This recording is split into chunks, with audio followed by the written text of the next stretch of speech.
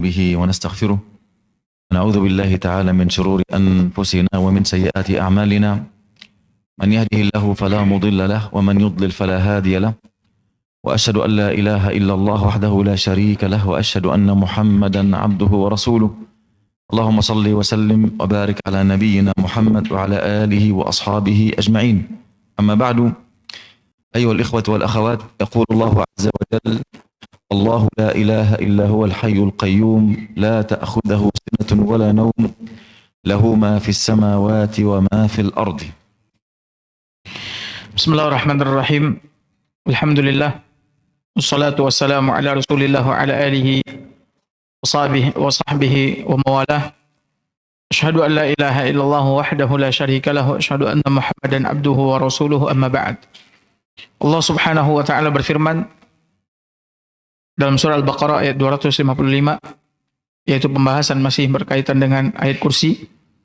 Allahu la ilaha illa huwal hayyul qayyum. Allah tidak ada Tuhan yang berhak disembah melainkan Dia yang maha hidup, yang maha terus-menerus mengurus makhluknya. La ta'khudhuhu sinatu wala naum. Dia tidak mengantuk dan tidak pula tidur. Lahu ma fis samawati wa ma fil ard. Miliknya lah apa yang ada di langit dan apa yang ada di bumi. قوله له ما في السماوات وما في الأرض إخبار بأن الجميع في ملكه وتحت قهره وفي قبضته وفي سلطانه لا قوام لهم إلا به ولا حياة لهم إلا بإذنه فقوله تعالى في سورة مريم إن كل من في السماوات والأرض إلا آتي الرحمن فردا فقد أحصاهم وعدهم عدا وكلهم آتيه يوم القيامة فردا. Bapak Ibu hadirin hadirat yang semoga senantiasa dirahmati oleh Allah Subhanahu wa taala. Firman Allah Subhanahu wa taala, lahu ma fis samawati wa ma fil ard. Miliknya lah apa yang ada di langit dan apa yang ada di bumi. Ini adalah berita dari Allah Subhanahu wa taala kepada kita semua bahwa seluruhnya berada di dalam kekuasaan Allah Subhanahu wa taala. Seluruhnya adalah milik Allah Subhanahu wa taala. Seluruhnya adalah hamba Allah Subhanahu wa taala, makhluk Allah Subhanahu wa taala. Maka oleh karena itu kata Syekh, tidak ada sesuatu pun berdiri kecuali karena Allah Subhanahu wa taala. Tidak ada sesuatu pun ada kecuali karena Allah Subhanahu wa taala. Tidak ada kehidupan kecuali dari Allah Subhanahu wa taala yang memberikan apa? Kehidupan tersebut kepada mereka. Allah Subhanahu wa taala berfirman di dalam surat Maryam ayat 93 sampai 95, kata Allah Azza wa Jalla, in kullu man fis samawati wal ard illa atir rahmani abda. Tidak ada sesuatu apapun yang ada di langit dan di bumi kecuali Allah lah yang telah mendatangkannya. Sebagai apa? Sebagai makhluknya. Laqad ahsahum wa addahum adda. Sungguh Allah Subhanahu wa taala telah menuliskan dan menciptakan mereka semua. Wa kulluhum atihi yaumal qiyamati farda. Dan semuanya akan kembali kepada Allah Subhanahu wa taala sendirian pada hari kiamat. هذه أيها الإخوة هي الملكية الحقيقية، الملكية المطلقة، الملكية الشاملة بلا قيد ولا شرط ولا شركة، بلا قيد ولا شرط ولا شركة. هذه المفاهيم تدخل في معنى الربوبية، أن معنى الربوبية أن الله هو المالك الخالق المدبر، المالك لكل شيء وما عداه مملوك، الخالق لكل شيء وما عداه مخلوق، المدبر لكل شيء وما عداه يخضع لتدبير الله عز وجل. فإذا علمت هذه الحقيقة ابتداء وأن الملكية الحقيقية الشاملة المطلقة إنما هي لله عز وجل، حينئذ تعرف أنه لا أحد يملك شيء في الكون ابتداء، إنما نحن نملك على شرط الاستخلاف. يعني الذي تملكه وأي ملك على وجه الأرض إنما هو مستخلف، لا يملك حقيقة. إذا كان لا يملك دخول النفس في جوفه أو إخراجه من جوفه، إذا كان لا يملك نبض قلبه ولا عدد أنفاسه ولا جريان الدماء في عروقه، لا يملك هذا، أفيملك شيء في ملك الله أصلا؟ لا، إنما هو استخلاف. Bapak Ibu hadirin hadirat semoga senantiasa dirahmati oleh Allah Azza wa Jalla. Kepemilikan yang ada di tangan Allah Subhanahu wa taala itu adalah kepemilikan yang bersifat syamilah, menyeluruh. Artinya semuanya adalah milik Allah Subhanahu wa taala. Itu adalah kepemilikan yang mutlaqah, mutlak. Semuanya adalah milik Allah. Tidak ada yang memilikinya, tidak ada yang menguasainya. Dan kepemilikan yang ada di sisi Allah Subhanahu wa taala itu adalah kepemilikan yang tidak ada pengikatnya, tidak ada syaratnya, dan tidak ada sekutunya. Itu adalah kepemilikan yang mutlak, ya, bagi Allah Subhanahu wa taala. Tidak ada yang mensyaratkan kepemilikan itu bagi Allah Azza wa Jalla. Tidak ada yang mengikatnya dengan Allah Subhanahu wa taala, tidak ada. Itu mutlak, semuanya adalah milik Allah Subhanahu wa taala. Nah, Bapak Ibu hadirin hadirat yang dimuliakan oleh Allah, itulah kepemilikan Allah Subhanahu wa taala. Dan ini adalah salah satu di antara makna atau pemahaman di dalam keesaan Allah Subhanahu wa taala di dalam rububiyahnya. Di dalam rububiyahnya. Bahwasanya Allah Subhanahu wa taala yang menciptakan segala sesuatu. Allah Subhanahu wa taala yang memiliki segala sesuatu. Allah Subhanahu wa taala yang mengatur segala sesuatu. Ya. Apa saja yang diciptakan oleh Allah Subhanahu wa taala itu adalah makhluk Allah Azza wa Jalla. Apa saja yang ada, maka yang menciptakannya adalah Allah. Apa saja yang ada itu adalah milik Allah Subhanahu wa taala. Dan apa saja yang ada semuanya berada di bawah pengaturan Allah Subhanahu wa taala. Maka oleh karena itu Bapak Ibu hadirin hadirat yang semoga senantiasa dirahmati oleh Allah. Seandainya masing-masing kita memahami makna kepemilikan Allah Subhanahu wa taala yang menyeluruh dan mutlak ini, tanpa ada syarat, tanpa ada pengikat, tanpa ada sekutu, maka kita pun akan menyadari siapa diri kita. Ya, siapa kita. Sehingga dengan demikian tidak sepantasnya dan seharusnya kita menyombongkan diri di hadapan Allah Azza wa Jalla. Apa yang ada pada diri kita semua adalah milik siapa? Allah. Allah Subhanahu wa taala, ya, yang memberikan dan menitipkan segala sesuatu itu kepada kita. Lihatlah dari ujung rambut sampai ujung kaki. Semua yang ada pada diri kita, semuanya adalah titipan dari Allah Subhanahu wa taala yang memiliki segalanya. Jadi manusia pada dasarnya mereka tidak memiliki apa-apa. Namun Allah Subhanahu wa taala yang memberikan, menitipkan kepada mereka. Maka oleh karena itu,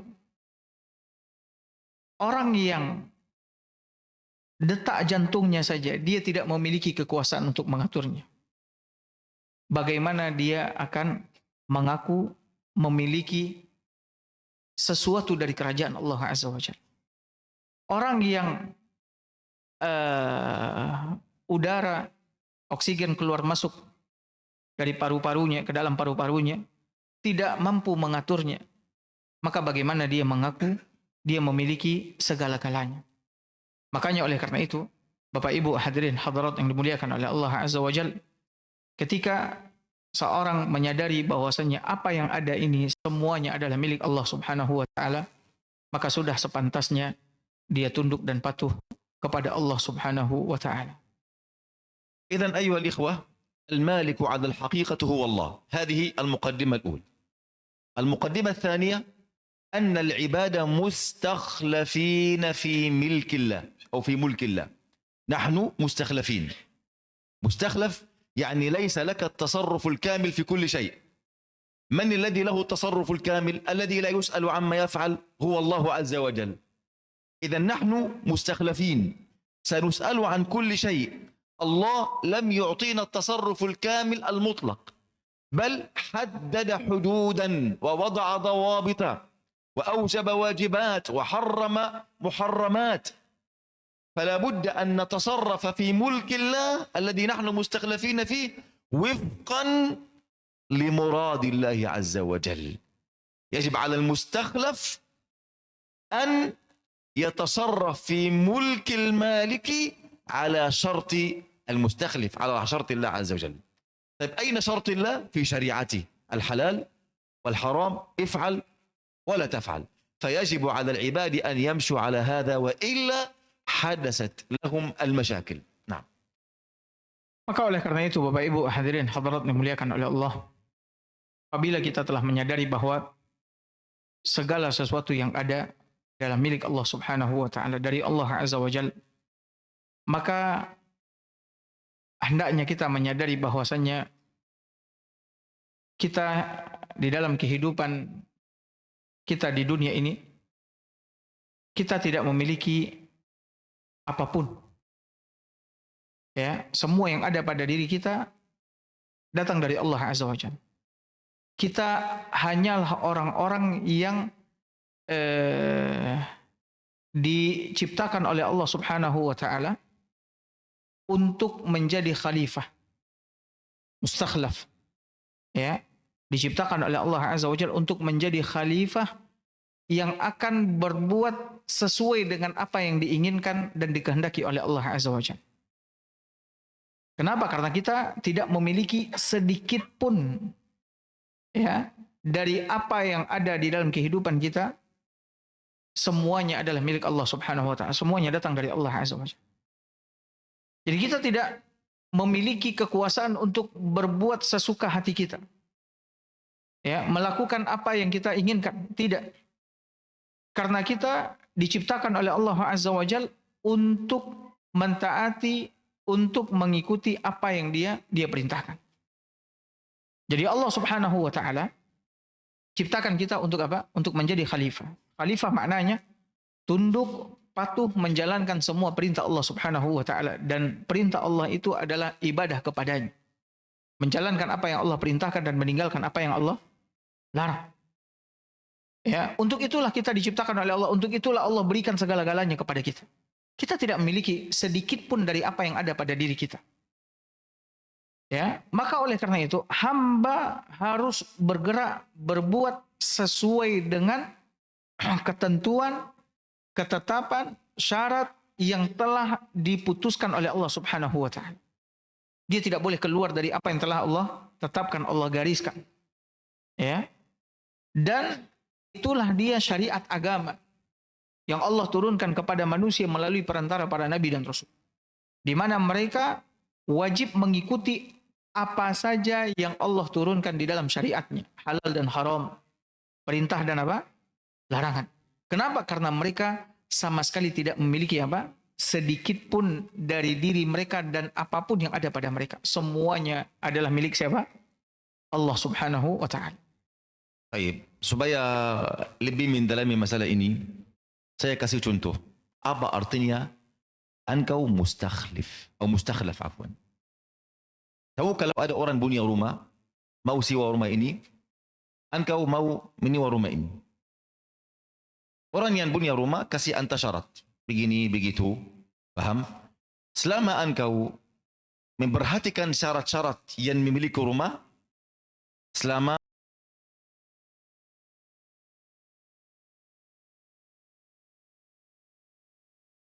dan anta sewa beliau, dari beliau 10 tahun. Tidak boleh setelah 5 tahun berkata anta keluar. Tidak boleh, dia tidak akan lakukan ini selama engkau memperhatikan akad antara engkau dan beliau. Tapi jika engkau melanggar akad beliau, apa yang terjadi? Beliau punya hak untuk menggantikan akad antara engkau dan dia. Kita di bumi ini mustakhlafina fil ard. Allah memberikan engkau sebagai dari kekuasaan sebagian. Tidak berkuasaan yang mutlak. Berkuasaan yang mutlak ini punya Allah Azza wa Jalla. Allah memberikan untuk kita kekuasaan yang sebagian kekuasaan. Engkau bergerak dengan hal yang ditentukan oleh syariat. Tidak boleh meninggikan suara engkau. Tidak boleh mencintai sebagian manusia yang bersifat ini dan itu. Tidak boleh membenci manusia yang bersifat ini dan itu. Tidak boleh engkau menambil harta ini khalas karena dengan syarat ini dan itu. Ada banyak batasan untuk engkau. Jika engkau memperhatikan akad ini, maka engkau akan berkuasa di bumi. Semua hal di bumi akan dibawa kaki engkau. Semua makhluk akan mengabdi untuk engkau. Walaupun orang kafir akan mengabdi untuk engkau. Walaupun dia melakukan tipu daya, akan bermanfaat untuk engkau di akhirnya. Paham? Karena engkau di sini namanya hamba Allah yang Rabbani. Hamba Allah yang Rabbani. Engkau sesuai dengan batasan yang ditentukan oleh Allah Azza wa Jalla. Tidak melanggar, tidak keluar dari batasan Allah Azza wa Jalla. Maka bagaimana mungkin ada balasan dari Allah? Balasan akan lebih baik. Lebih baik daripada apa yang engkau inginkan. Contoh ya ikhwani. Dan misal ini sangat mempengaruhi saya. Kita tidak keluar dari Al-Quran. Afwan Bu Adi. Lanjut. Kalau makna hadir tidak bisa bicara bahasa Arab. Harus lanjut. Di Ibu Maryam alaihissalam. Ibu Maryam ingin apa? Kata beliau, Rabbi inni nazartu laka ma fi batni muharraran. Ya Tuhanku, aku adalah bernazar apa yang di dalam kandunganku untukmu namanya muharraran. Dia bernazar apa yang di dalam perutnya. Apa? Muharraran. Apa artinya muharraran? Muharrar di sini punya dua makna. Muharrar artinya seorang budak sudah dibebaskan. Budak artinya di bawah kekuasaan engkau. Engkau membebaskannya artinya tidak boleh ada engkau perintah beliau atau melarang beliau. Khalas dia bebas. Paham? Ini makna yang pertama. Makna yang kedua, muharraran, jika saya menulis salah satu karya ilmiah. Jika sudah sempurna namanya aku sudah mentahrir karya ilmiah ini. Sudah menyempurnakannya. Khalas artinya Ibu Maryam alaihissalam, Maryam ini siapa? Ibu Isa alaihissalam. Ibu Maryam berkata, ya Allah, apa yang di dalam kandunganku ini namanya muharrar untukmu, murni untukmu. Aku tidak ingin apapun dari ini. Wakaf 100% untukmu ya Allah. Kata ahli ilmu, di sini nampak dan muncul bagaimana ikhlas Ibu Maryam. Bagaimana keinginan yang murni dari Ibu Maryam alaihissalam. Dia menwakafkan apa yang di dalam perutnya. Dan dia apa? Dia berharap yang di dalam perutnya ini namanya anak laki-laki, bukan perempuan. Kenapa? Karena dia ingin menwakafkan anak ini untuk minabdi Baitul Maqdis. Dan kebiasaan pada zaman itu yang akan wakaf minabdi Baitul Maqdis orang laki-laki. Minabdi Baitul Maqdis, membersihkan, beribadah di sana, menazarkan ilmu kepada manusia. Tidak ada kegiatan untuk dia di dunia. Hanya dia menabdi di Baitul Maqdis. Ini berbuatan siapa? Seorang laki-laki. Oke? Menabdi di mana? Di Baitul Maqdis. Oke. Namun ketika dia melahirkan, kata beliau, Rabbi inni wada'taha unsa. Paham? Ya Tuhanku, aku melahirkannya adalah perempuan. Aduh. Artinya wakaf saya tidak akan diterima. Ini di dalam hatinya. Merasa atau sedih. Karena dia berharap ini akan laki-laki supaya akan apa? Cucu untuk menabdi di Baitul Maqdis. Namun karena keikhlasannya kepada Allah Azza wa Jalla, bagaimana balasan Allah untuknya? Kata Allah, walaysa dzakaru kal unsa. Dan tidak akan sama. Laki-laki sama perempuan ini. Anti ingin seorang laki-laki untuk mengabdi di Baitul Maqdis saja, betul? Tempat yang tertentu, berapa meter kali berapa meter, betul?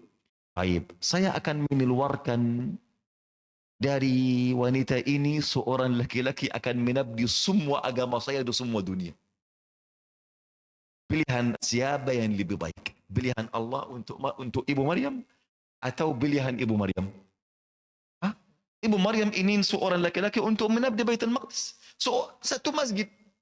Namun pilihan Allah, kerana niatnya sangat murni kepada Allah Azza wa Jal, Allah memberikannya apa? Wanita. Dari wanita ini, Allah Subhanahu wa Ta'ala mengeluarkan darinya seorang laki-laki, Nabi, Rasul, dari ulul azmil khamsah, dari 5 Rasul yang sangat kuat di sisi Allah Azza wa Jal, dan seorang Rasul ini akan menyempurnikan agama Musa alaihi salam dan akan mengabdi untuk agama Allah di semua dunia.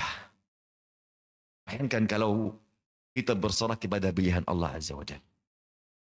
Lihatlah kalau kita benar-benar ikhlas, murni, tidak ada keinginan duniawi. Jika kita berfatwa, jika kita ingin melakukan apapun dalam agama, jika kita berdoa dengan sesuatu, hati engkau di mana? Engkau ikhlas atau tidak? Ini murni untuk Allah atau tidak? Atau ada berkaitan untuk nafsu atau ini? Kerana nafsu ini sangat sulit ya kawan. Sangat sulit. Faham? Jika kita benar-benar ikhlas murni, bayangkan bagaimana balasan dari Allah Azza wa Jalla. Yani Ibu Maryam hanya ingin apa? Ini laki-laki untuk mengabdi Baitul Maqdis.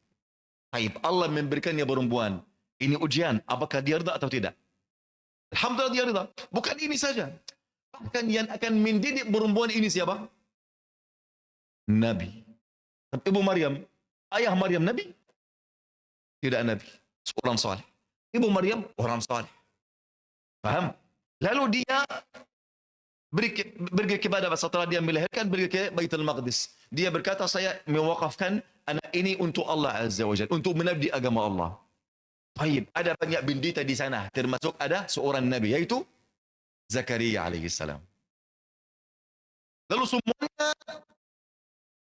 semua orang ini yang akan mendidik siapa? Maryam alaihissalam. Lalu mereka buat undian, yang beruntun siapa? Zakaria alaihissalam. Lalu yang mendidik Maryam seorang Nabi. Biarkan siapa yang menadarkan Zakaria. Zakaria yang menadarkan Maryam, atau Maryam yang menadarkan kepada Zakaria. Zakaria tidak punya anak sama sekali. Umurnya sudah panjang. Dia Nabi. Dan dia melihat Bani Israel kalau tanpa Nabi akan ada masalah. Dan dia ingin Allah memberikannya anak laki-laki supaya jadi apa? Jadi Nabi. Paham? Supaya jadi Nabi. Supaya dia akan menjaga agama Allah setelah dia meninggal dunia. Dan dia sangat sibuk dalam masalah ini. Dia keluar masuk melihat Maryam beribadah. Kata Maryam ini artinya yang sangat beribadah. Fokus untuk beribadah. Kata Maryam maknanya dalam bahasa Arab artinya apa? Yang sungguh dalam beribadah. Lalu dia keluar masuk melihat banyak makanan, minuman di sisi Maryam. Oh, makanan ini tidak ada di semua negeri kita. Dari mana makanan ini wahai Maryam? Kata Maryam, innahu min indillah. Ini dari Allah. Bukan jawab berhenti di sini saja. Dia ingin menazarkan kepada kita. Innallaha yarzuqu may yasha'u bighairi hisab. Allah memberikan rezeki kepada siapa yang Allah menghendaki tanpa ada batasan. Zakaria sebelumnya melihat umurnya mungkin lebih dari 100 tahun. Istrinya juga lebih dari 100 tahun. Artinya kandungan dia sudah mati. Mustahil dia hamil di perhutanan manusia. Mustahil. Lalu jika dia mendengar kata ini, seperti menghidupkan di dalam hatinya salah satu cabang sudah bercahaya. Bahwasanya Allah yang memberikan Maryam rezeki tanpa hisab. Allah Azza wa Jalla maha bisa untuk memberikan untuk engkau tanpa anak, tanpa berhitungan. Lalu lihat langsung menambil belasan ini, masuk ke dalam mihrab, beribadah, bersalat. Ya Rabb, berikanlah untukku anak agar mewarisi kenabian dariku. Langsung malaikat berikan kabar gembira. Wahai Zakaria, Allah memberikan untuk engkau anak. Tidak ada semisalnya sebelum itu. Namanya Yahya. Kata Yahya artinya apa? Dalam bahasa Indonesia, Yahya hidup. Yahya hidup atau menghidupkan? Yahya hidup. Yahya artinya hidup. Paham? Hidup. Artinya Allah menghidupkan kandungan ibunya, ibu Yahya, dan menghidupkan kekuatan di dalam Zakaria agar ada namanya anak namanya apa? Yahya. Faham ya ikhwani? Ini makna dari masalah ini. Ketika kita benar-benar beriman kepada apa? Nama Allah Al-Malik. Allah yang memiliki segala sesuatu. Tapi apakah kita mewujudkan ikhlas atau tidak? Apakah kita menabdi atau berjalan di antara batasan syariat atau tidak? Atau kita terkadang melanggar syariat di sana di situ? Mau bayangkan, ketika melanggar syariat walaupun hal yang sedikit yang rimah, apa yang terjadi ikhwani? Jika Nabi Adam alaihissalam melanggar syariat, melanggar perintah Allah, apa yang terjadi untuk Nabi Adam? Apa yang terjadi? Diusir dari surga. Sebelum diusir dari surga, sebelum masuk surga, Allah berfirman apa kepada Nabi Adam? Inna laka alla tajua fiha wala tahar. Sungguhnya janjiku kepadamu wahai Adam, engkau tidak akan pernah lapar atau telanjang di dalam surga. Lapar, telanjang tidak akan selama engkau dalam surga. Baik, jika dia bermaksiat di dalam surga, apa yang terjadi? Langsung lapar, langsung telanjang. Semua pakaiannya sudah jatuh. Dia ingin memakai jatuh, maka dia ambil daun dari buhun-buhun, buat di atas aurat beliau, jatuh. Ini dampak buruk apa? Maksiat. Jika kita keluar dari batasan syariat, pasti ada dampak buruk. Tapi jika kita bertaubat, apakah setelah kita bertaubat kita akan naik kedudukan yang tinggi atau tidak? Kita tidak jamin ini. Taubat agar Allah mengampuni maksiat. Tapi kita sudah turun salah satu level dari darajah atau dari level ubudiyah, penghambaan diri kepada Allah Azza wa Jalla. Baik, setelah taubat apakah kita akan naik lagi ke level yang tertinggi ini? Ini perlu mujahadah, berjuangan. Tapi Nabi Adam setelah bertaubat di langit, apakah dia naik ke level ini atau dia turun? Turun. Turun di mana? Di dunia. Baik, untuk naik ke level ini lagi, dia perlu apa? Ribuan tahun di dunia berjuang, beribadah, bersungguh, bersabar atas ujian, atas fitnah. Salah satu anaknya yang membunuh anaknya yang lain. Banyak berjuang di dunia agar dia kembali ke level yang tertinggi lagi. Anda sudah faham bagaimana kalau kita melanggar perintah syariat atau salah satu aturan dari syariat, apa yang terjadi untuk kita ya ikhwani? Jika kita di dalam masalah, fitnah, ujian berat, baik di dalam tubuh atau dalam dunia, kita harus tahu ini dari satu hal dari kedua. Terkadang karena maksiat, lalu kita menghadapi masalah ini, atau terkadang Allah ingin menaik darajat kita. Karena ibadah kita semuanya jadi limah, tidak sesuai. Tapi Allah menginginkan kebaikan untuk kita, lalu Allah berikan ujian ini agar naik darajat kita. Paham ya ikhwani? Ini salah satu hal dari Al-Asma'ul Husna. Jika kita mempelajari Al-Asma'ul Husna, ini dunia yang lain ya ikhwan. Ilmu yang lain. Masalah Al-Asma'ul Husna. Tayyib. Supaya Buya Adi tidak tidur. Alas, kita akan... La, sudah. Capek. Beliau suka tidur, kamil. Lanjut. Tayyib. Liza, العبد في هذه الدنيا مستخلف لا يحق له أن يفعل في ملك الله إلا إذا أراد الله وأذن الله. فإذا خالف إرادة الله أو أمر الله أو نهي حدثت له المشاكل الكثيرة التي قال الله عن بعضها ظهر الفساد في البر والبحر بما كسبت أيدي الناس. Maka oleh karena itu kata Syekh Hafizahullah Ta'ala, manusia ini Allah ciptakan ke permukaan bumi ini untuk dijadikan sebagai penguasa. Ya, penguasa Allah berikan kepada mereka kekuasaan. Akan tetapi kekuasaan mereka harus mereka gunakan ya sesuai dengan aturan keinginan Allah Subhanahu wa taala. Mereka tidak boleh keluar dari apa-apa yang sudah digariskan oleh Allah Subhanahu wa taala. Ya. Maka oleh karena itu Bapak Ibu hadirin hadirat yang dimuliakan oleh Allah, seandainya manusia telah keluar dari apa yang telah digariskan oleh Allah setelah Allah menjadikan mereka khalifah di permukaan bumi ini, ya, maka akan timbul berbagai macam masalah, berbagai macam keburukan, kerusakan.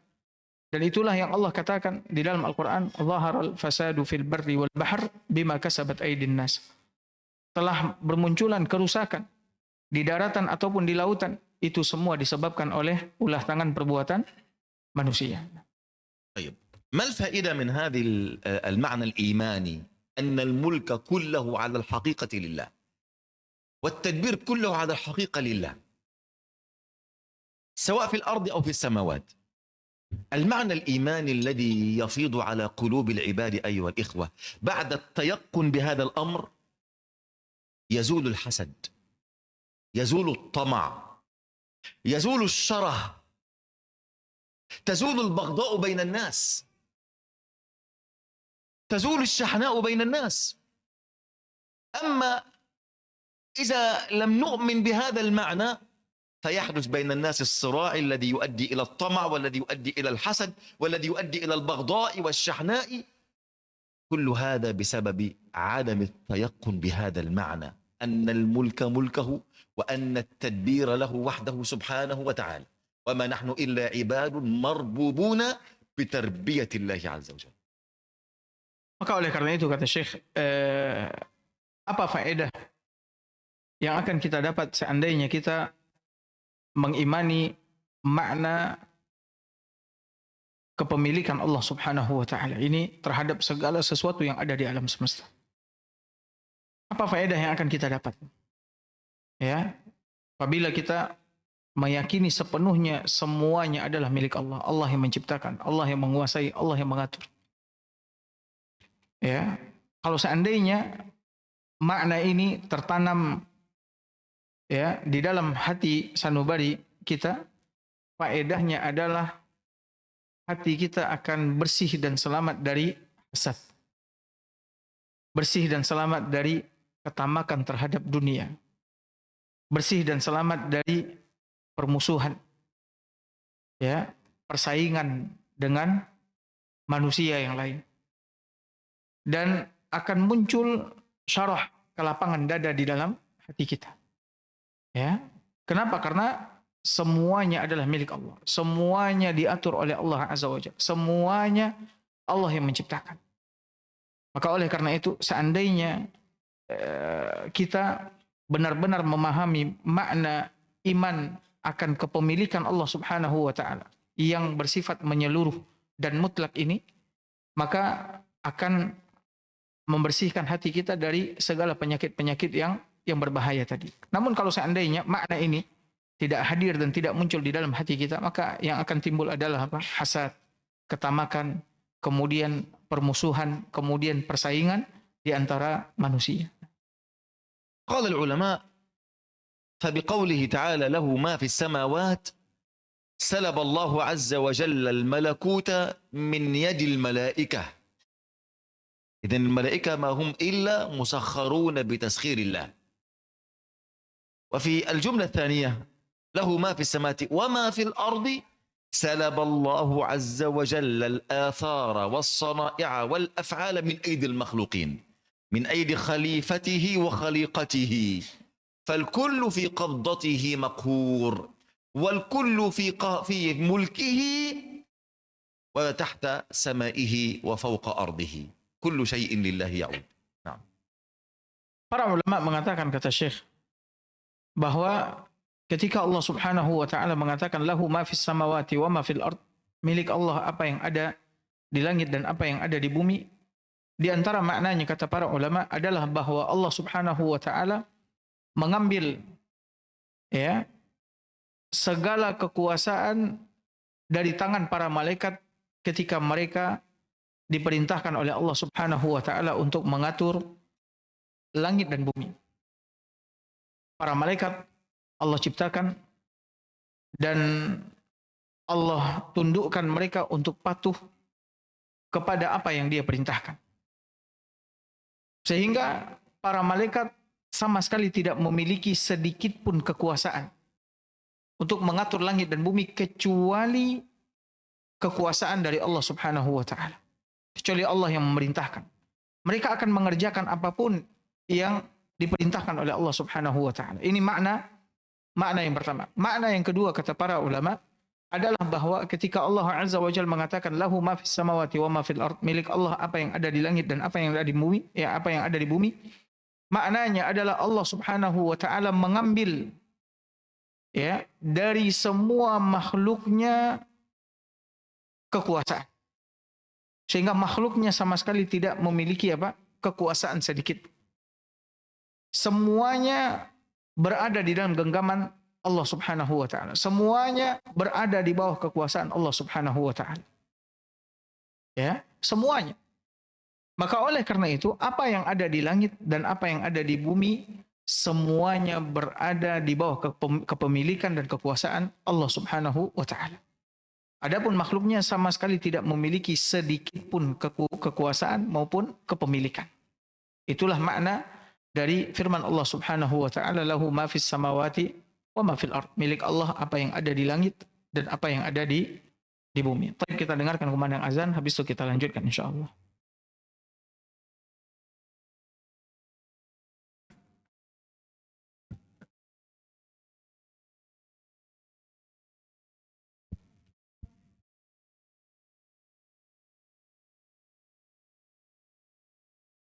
الله أكبر الله أكبر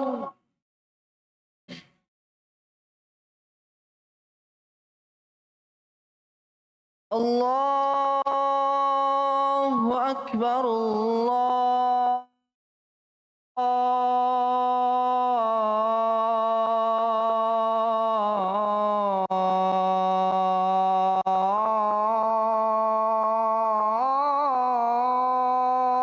أكبر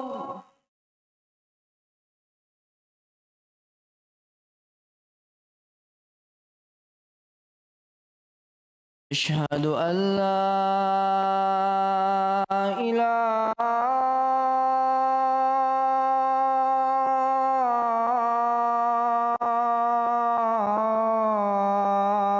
إلا الله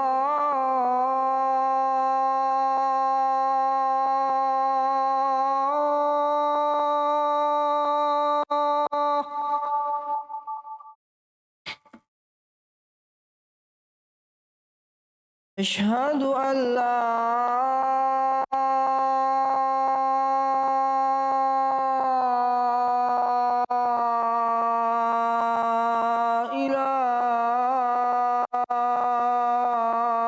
إله إلا الله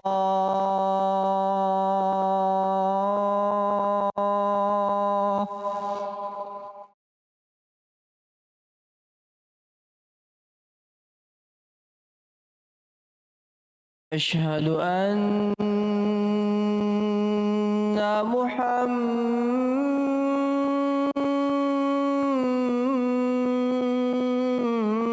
محمد رسول الله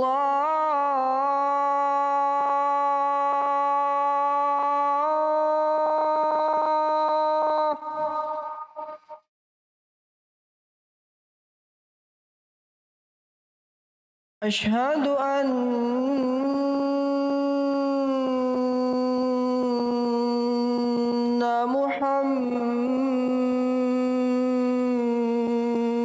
محمد رسول الله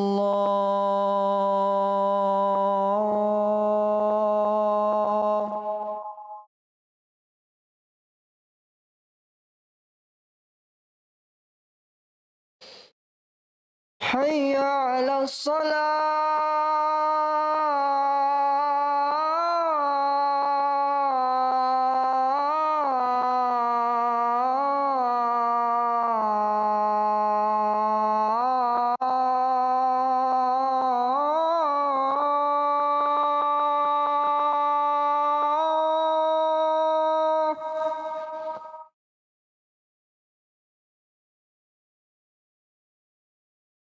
حي على الصلاة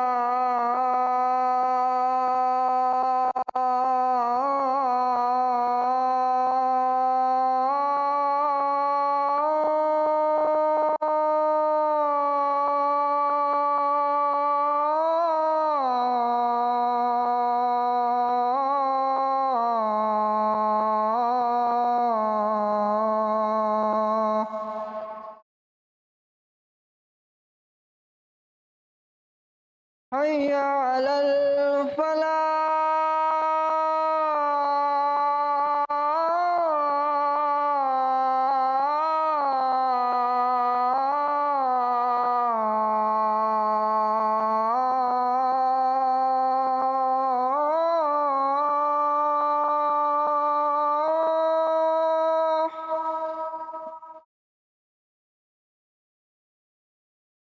حي على الفلاح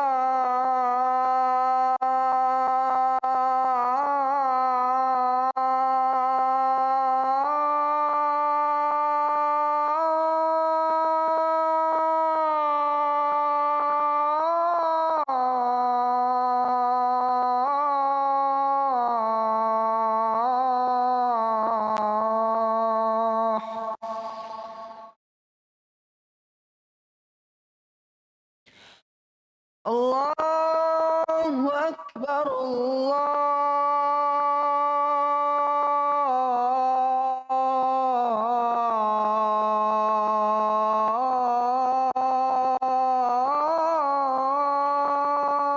أكبر لا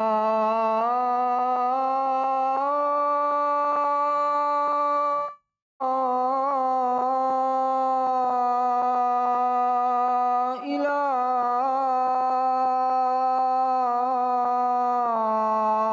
إلا الله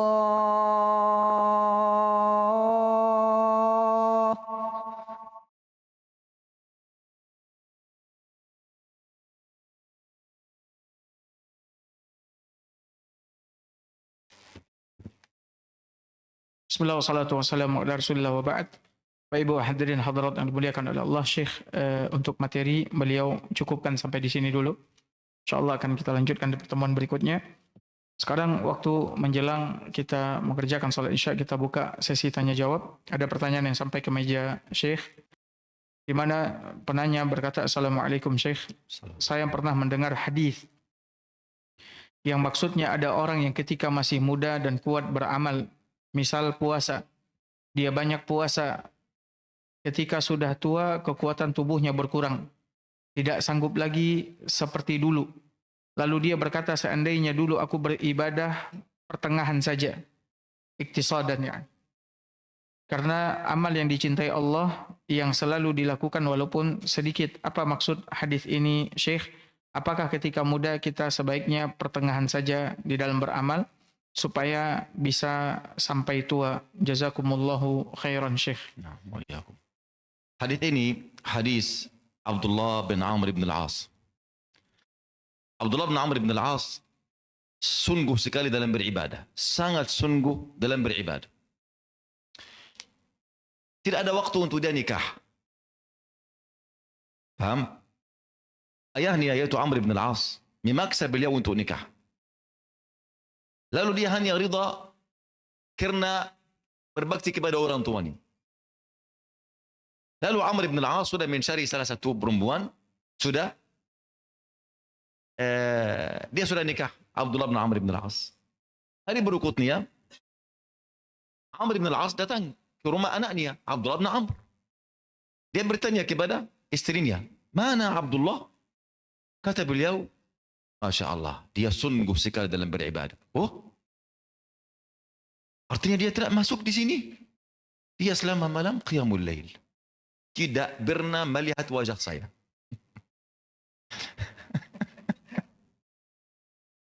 Aneh sekali kan? Tidak pernah melihat wajah saya. Lalu Amr bin Al-As pergi ke masjid melihat anaknya beribadah. Marah sekali.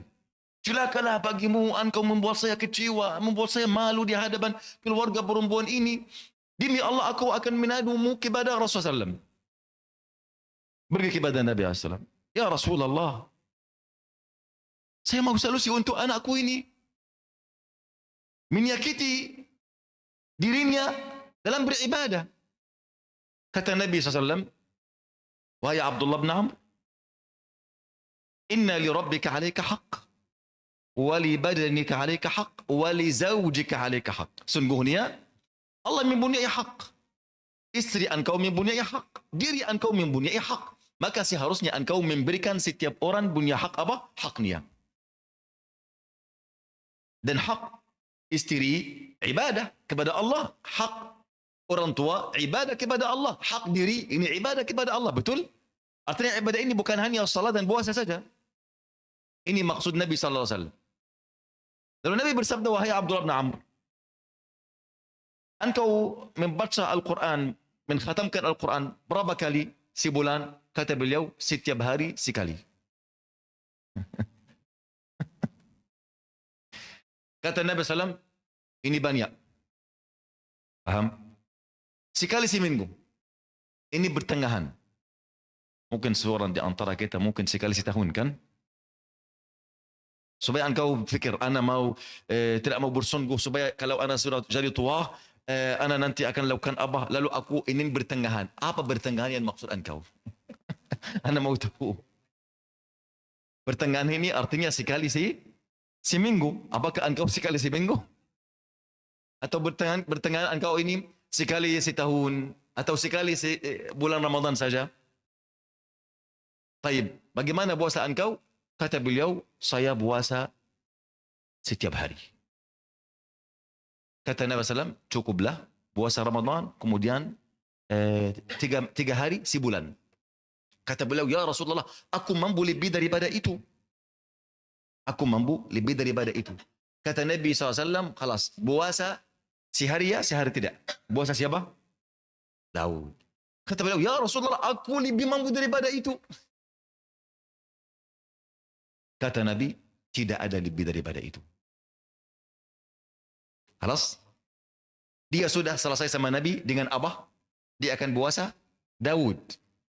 Membaca Al-Quran sekali sebulan apa? Kita sebulan ini. Sekali seminggu. Mengkhatamkan Al-Quran sekali seminggu. Baik. Abdullah masih muda. Kata beliau, jika saya sudah masuk usia, Nabi sudah meninggal, aku menyesal. Andai saja aku, kata beliau, aku menerima keinginan Rasulullah. Sekarang dia tidak mau melanggar atau menyelisihi janjian bersama Nabi. Dia menjanji Nabi, dia akan puasa Daud. Tapi sekarang dia tidak mampu. Lalu dia puasa masalah 1 minggu, kalau dia sudah kuat, 1 minggu ini semua puasa. 1 minggu berikutnya dia 5, dia buka, tidak puasa. Dan gitu. Paham? Dia masih puasa masalah setengah tahun. Tapi dengan kondisi sesuai dengan kemampuannya. Maksud dari hadis ini apa ya ikhwani? Maksud kita harus berjalan sesuai dengan sunnah. Ada sebagian sahabat datang bertanya kepada istri-istri Rasulullah, bagaimana kondisinya dalam rumah, bagaimana puasanya, bagaimana bacaan Al-Quran. Oh, setelah mereka sudah mengetahui, kata mereka, ini Rasulullah tidak perlu untuk sungguh dalam ibadah. Namun kita banyak dosa. Kita seharusnya bersungguh melebihi Rasulullah. Karena kita lebih berdosa daripada Rasulullah. Kata seorang di antara mereka, ada pun saya, aku akan salat dari Isya sampai Fajar, tidak akan tidur. Yang berikutnya berkata, ada pun saya akan berpuasa setiap hari, tidak akan berbuka. Yang lain berkata, ada pun saya tidak akan nikah sama sekali sampai saya mati. Lalu Nabi sudah mengetahui, dia marah sekali. Marah ke Nabi ikhwani. Karena ini tidak syariat Allah. Ini bukan syariat yang diutus Nabi SAW dengannya. Nabi diutus oleh Allah dengan syariat yang mudah untuk semua manusia, yang mudah, yang kuat. Paham ikhwani? Orang yang ingin ada sesuatu, artinya dia tidak suka syariat ini, walaupun dia suka. Tapi lisan keadaannya berkata apa? Syariat ini tidak sesuai dengan saya. Aku lebih kuat daripada ini. Ini bukan urusan engkau. Urusan engkau beribadah. Hamba, budak sahaya untuk syariat. Paham ya ikhwani? Lalu Nabi naik mimbar bersabda, saya mendengar ada orang berkata ini, orang berkata ini, beliau tidak menamakan mereka. Anda bayangkan ketika Nabi ingin mengkoreksi kesalahan sahabatnya. Mereka terjatuh dalam salah atau tidak? Terjatuh dalam salah benar. Namun beliau ingin memperbaiki salah, bukan ingin menyakiti orang yang bersalah. Anda bayangkan sekarang kalau kita sekarang menadu, kita berada di atas manhaj salaf. Apa sikap kita kalau saya menyelisihi engkau dengan fahaman sesuatu, atau hal yang engkau menganggap ini sunnah, aku menganggap ini tidak sunnah? Apa sikap kita di sini? Allah ya ikhwani, kita sangat jauh dari manhaj salaf. Demi Allah. Dan saya jujur insya Allah dalam masalah ini. Nabi naik mimbar bersabda, aku mendengar ada fulan dan fulan dan fulan berkata, tidak menama mereka. Ini dan itu dan ini. Adapun saya akan nikah wanita. Dan saya akan tidur dan salat malam. Dan saya akan berpuasa dan berbuka. Barang siapa yang membenci sunnahku, tidak akan mengikutiku. Paham ya ikhwani? Ini makna hadis Abdullah ibn Umar ibn Amr ibn al-As radhiyallahu anhu warda. Barakallahu fikum. Lalu masalah bertanggahan sesuai dengan sunnah. Dengan apa? Sunnah. Nabi tidur dan salat malam. Salat malam ini mungkin salat 1 rakaat. Sudah cukup. 3 rakaat. Cukup. Yang penting salat malam. Oh, bayangkan kalau engkau tetap salat 1 rakaat, Allah memberikan balasan untuk engkau. Apa balasan ini? Allah memudahkan untuk engkau nanti salat 3 rakaat. Engkau salat 3 rakaat, masalah 1 bulan, 2 bulan, 3 bulan, Allah memberikan kemudahan lagi untuk engkau salat 7 rakaat. Itu balasan dari Allah. Bukan balasan hanya engkau apa? Engkau menambil pahala di akhirat. Bukan ya ikhwan. Allah memudahkan ibadah untuk engkau. Karena satu kebaikan ini mempunyai saudara. Jika engkau melakukan kebaikan yang pertama, dia ke saudaranya memanggil engkau, wahai si fulan, lakukanlah saya, aku saudara kebaikan ini. Ini kemudahan dari Allah. Ada para malaikat mengingatkan engkau untuk melakukan kebaikan yang lain. Ini namanya apa? Fasanuyassirhu lil yusra. Maka kami akan memudahkan baginya jalan menuju surga. Semua amalan kebaikan menuju surga, Allah memudahkan untukmu. Ini namanya apa? Balasan dari Allah sesuai dengan perbuatan engkau. Dan sebaliknya kalau dosa. Dosa melahirkan dosa yang lain. Ketiga, melahirkan dosa. Akhirnya tidak bisa keluar dari dosa ini.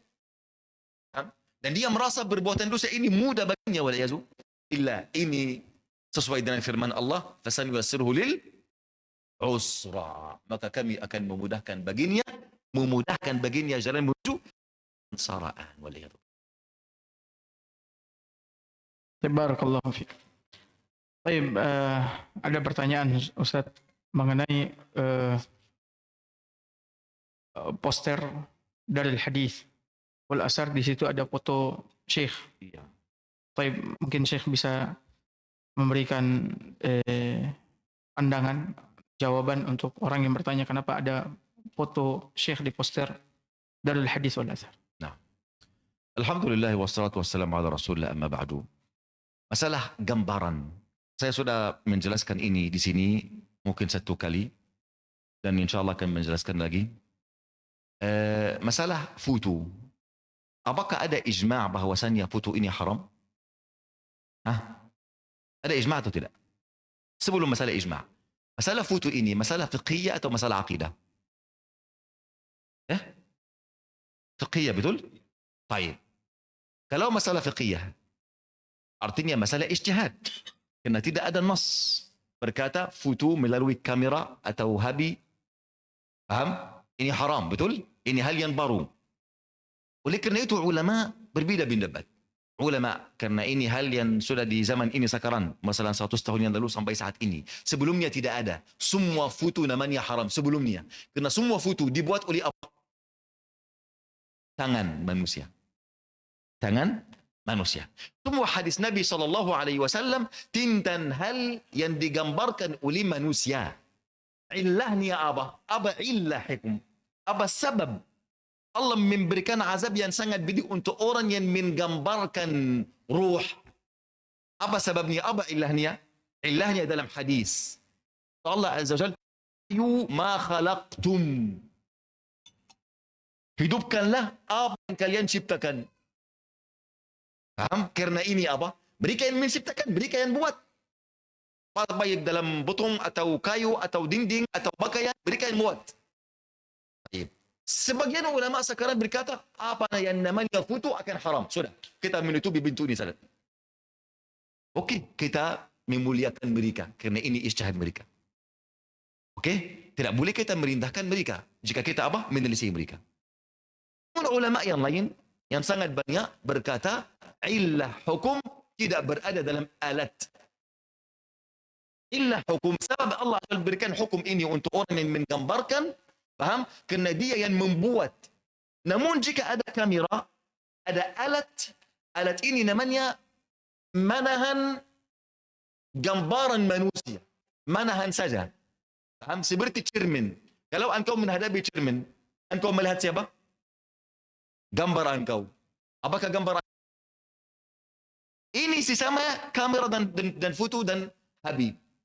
Dia manahan hal yang menghadapinya, kemudian membuat seperti namanya surah aksi ini. Surah aksi. Pantulan. Pantulan. Paham? Seperti ini. Lalu sebagian ulama yang lain berkata, gambar melalui foto, melalui kamera atau habi ini tidak masuk ke dalam haramkan Allah dan Rasulnya sallallahu alaihi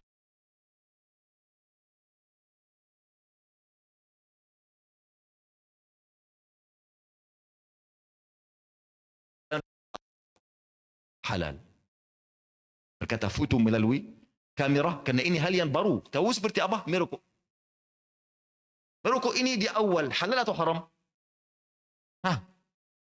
Di awal munculnya. Halal atau haram? Apa? Dia berkata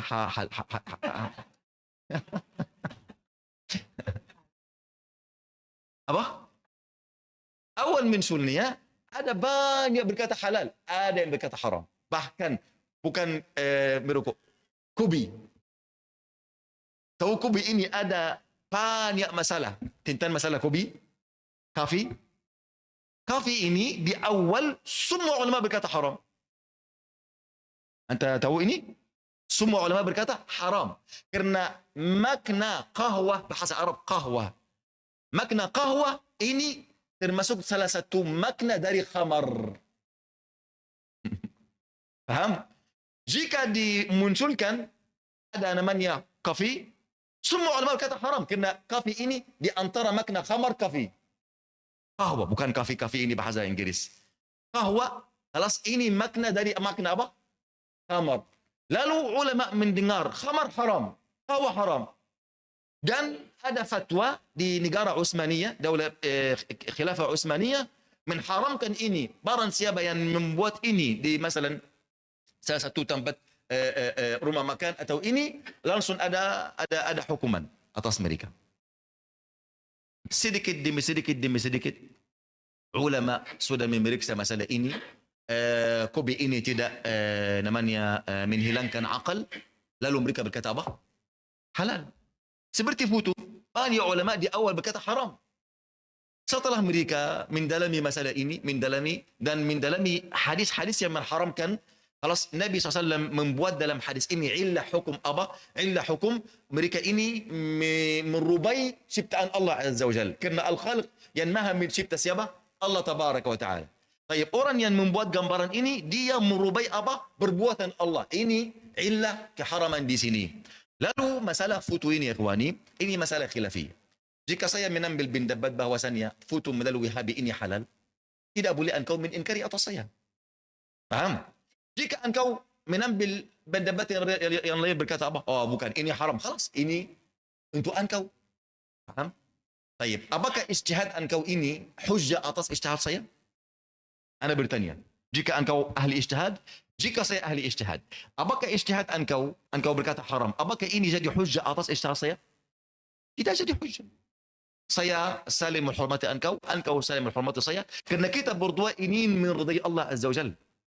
Tidak melebihi hawa nafsu dalam apapun. Ini yang seharusnya saya berbaik sangka kepada engkau juga berbaik sangka kepada saya. Namun jika ada di belakang ada buruk sangka, dan kita memancing ada salah atau tidak, ada salah atau tidak. Oh ada ini, macam ini.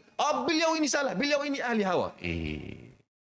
Ini bukan perbuatan orang yang berakal. Faham? Ini perbuatan orang gila. Khalas, tutup masalah ini, lanjut. Faham ya ikhwani? Maka masalah gambaran ini masalah khilaf. Jika saya menggunakan ini karena saya berfatwa atau saya melihat dengan beriksa dan berijtihad dalam masalah ini bahwa ini tidak yang diharamkan Allah dan Rasulnya, khalas. Faham? Wallahu ta'ala a'lam wa sallallahu wa sallam wa baraka ala nabiyina Muhammad walhamdulillahi rabbil alamin. Jazakumullah.